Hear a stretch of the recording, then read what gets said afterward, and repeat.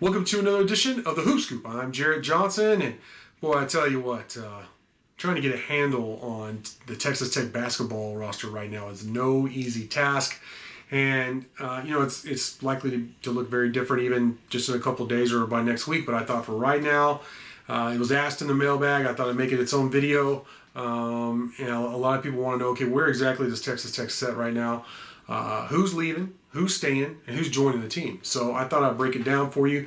I did have to list it. I'm going to refer to it because there's a lot of names coming here and go. A lot of names leaving. But let's start with the four guys who ran out of eligibility, who all played huge roles on the team last year. Bryson Williams, first team unanimous selection for the All Big 12 first team. Very good forward at times. He was the best player on the court no matter who Tech was playing. I do think he was definitely Tech's best offensive player last year. I mean, he was unstoppable at times. But pretty good rebounder and better defender than I thought he was going to be, to be honest. Just a very terrific player and going to be a tough guy to replace. Another guy who's going to be very difficult to replace is Adonis Arms, 6'6" wing, is a guy. This was talked about ad nauseum throughout the season, but of course he hopped around a lot, made it to Tech, the big stage, and really made the most of his time as a Red Raider.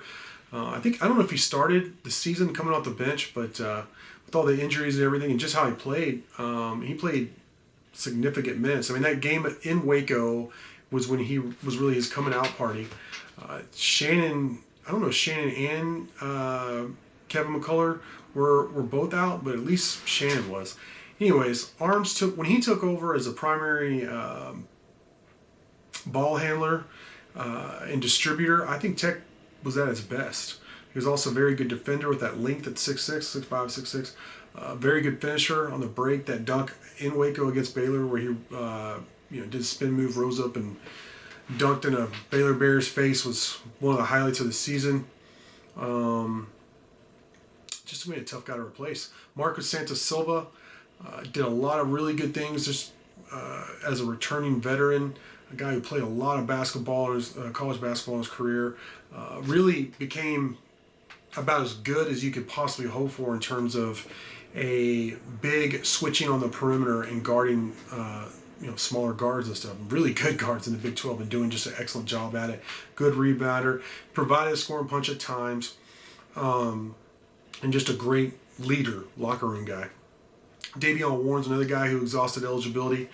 He had his moments too. He won some games for you where people weren't shooting well, and he's able to create his own shot.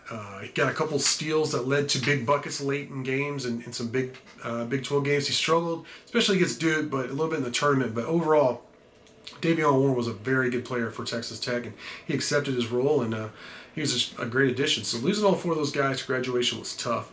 But of course, that's not the only departures from the program. That would be like old school, right? Terrence Shannon has entered the transfer portal. There was some drama about him maybe going to Michigan, but he's committed and has now signed with Illinois. So, and that's where he's from. He's from Chicago, so he's going back home. That's good for him.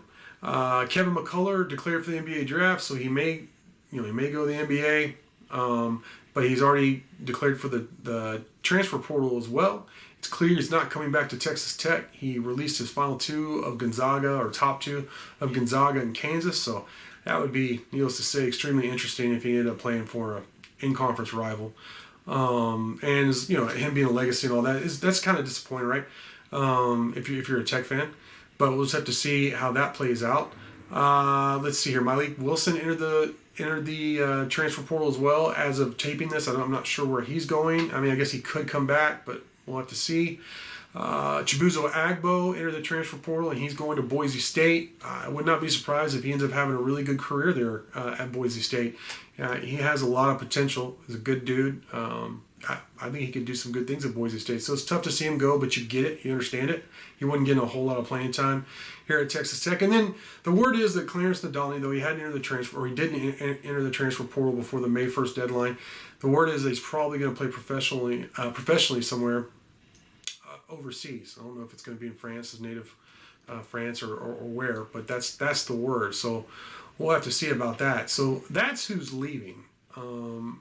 And that's a lot. I mean, that's a big part of your team last year. But that begs the question, okay, well, who's staying? Is anybody staying? Yes. Kevin O'Banner, walking double-double in the NCAA tournament. He's averaged a double-double last 2 NCAA tournaments.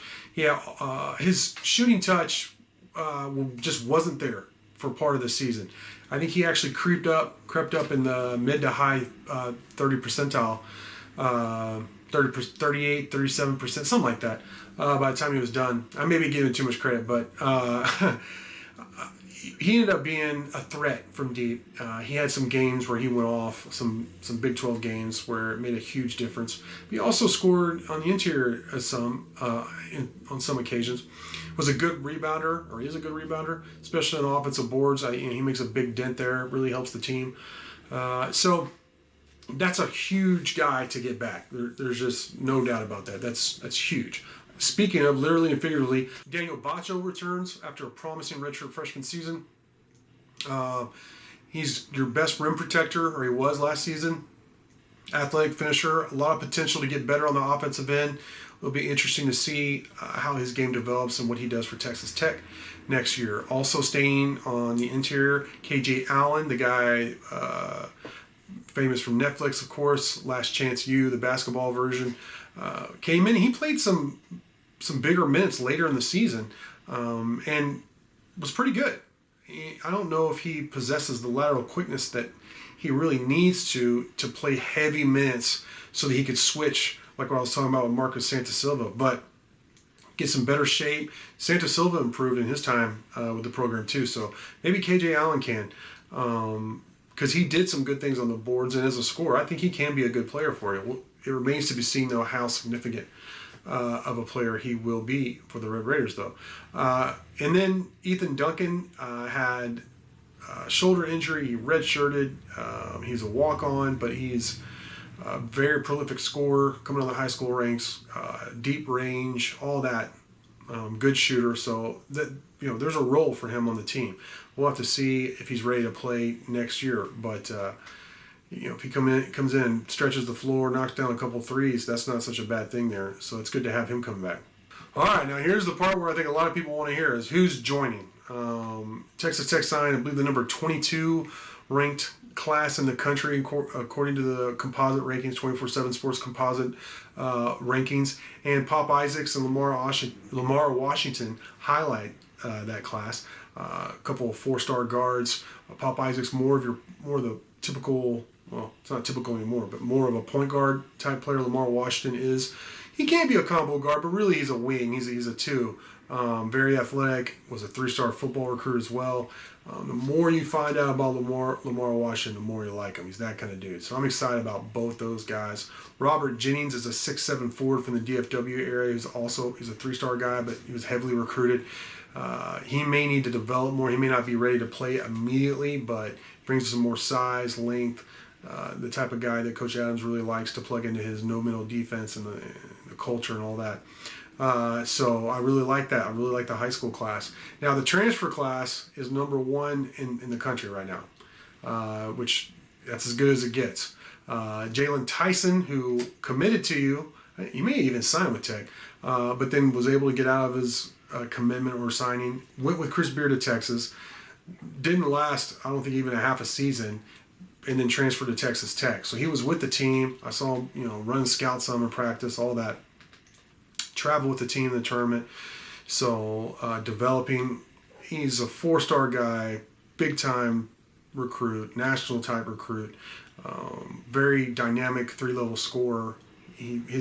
Seeing him in person, his body's, it looks like a, Big 12 type guard, big physical guard. So I really like Jalen Tyson. I think he's going to play a huge role on the team. Sticking with guard, Davion Harmon transferred from Oregon, originally played for Oklahoma, went to Oregon last year, had a good season last year for the Ducks, was very good at Oklahoma as well. I mean, I believe he had one of those games where he really torched Tech and cost Tech a game. It's one of those guards who just went off. You couldn't stop him, So it's good. He said it's good to be playing in Lubbock for the fans. Well, I think it's good for Tech to not have to guard Harmon, for a Kansas or Oklahoma for sure again, or Texas or whatever. Is a huge get to get Davion Harmon. I think he's probably going to be like your point guard type. He is a combo guard, but he's a better ball handler than you probably had all of last year. So it'll be interesting to see how he does defensively. I think he'll be good. And of course, Coach Adams will switch some things around. But one thing that I think that's going to help is that they're going to have more length, more rim protection. Already mentioned Bacho, but Fardaz Amek, and I'm sorry if I'm butchering that, but a 6'11" center transferred in from Utah Valley. I mean, everybody in the country wanted Amek, and he committed to Texas Tech after taking an official visit. 6'11", averaged 19 points, 14 rebounds, 1.5 to 2 blocks last year. I wouldn't say he's a defensive stalwart, but he's long. He will affect a lot of shots and clean up and be able to help out on some of the switching matchup problems that Tech might have with their no-middle defense. With the guy like Davion Harmon switch instead of like a 6'6" Kevin McCullough. So that's interesting to see. And last but not least, Damarian Williams transferring in from Gardner-Webb. Good defender, good length, 6'5", 6'6". He shot, I believe, 41% from the field, 38% from deep, good free throw shooter. So he's an efficient scorer, a good defender, has some good length, athleticism. He has experience. It's a very good addition. I really like him. This whole group that's joining is going to be a handful, thrown together with like the Kevin O'Banners and the Daniel Bachos that are holdovers. So very good nucleus forming right now at Texas Tech. They have a couple of spots remaining. I've already talked for a long time breaking down the roster. Of course, if you're on Inside the Red Raiders, you can go check out the transfer portal tracker. I have a link here at the bottom of the video. Austin Massey does an amazing job. He updates that daily on who the top targets are, who Texas Tech is recruiting, and how, where they stand with those recruits that are in the portal. So check that out. I mean, it's worth a subscription. If you're on the site watching this, then you know this already. It's worth a subscription just for that thread itself. Austin does a great job with that. So check it out to see who Texas Tech is most likely to fill those remaining spots with through the transfer portal. But for now, I want to thank you for watching, and until next time.